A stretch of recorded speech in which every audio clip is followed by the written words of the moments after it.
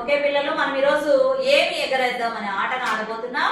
అందరూ మీ అరచేతుల్ని నేల కాంచండి. ఓకే, ఎగురు ఎగురు కాకి ఎగురు.